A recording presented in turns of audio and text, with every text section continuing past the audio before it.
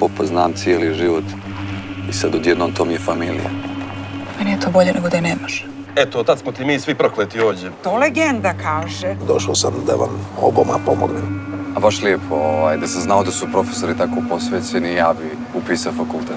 Nemaš prava tako da pričaš sam. Nemaš ti prava da dijeliš tajne o mom kamenu. Si pozdravila majku, ko što sam ti rekao. Nije bilo prilike. Što ćeš opet za Beograd?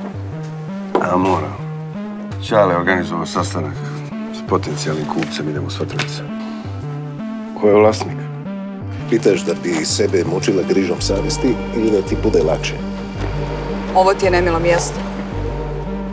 Neka je zauvijek prokleto ovo nemilo mjesto. Da se nađemo sutra kod tunela. Ne mogu sad i ovdje. Za tebe možda nema smisla, a ja svoje ne dam!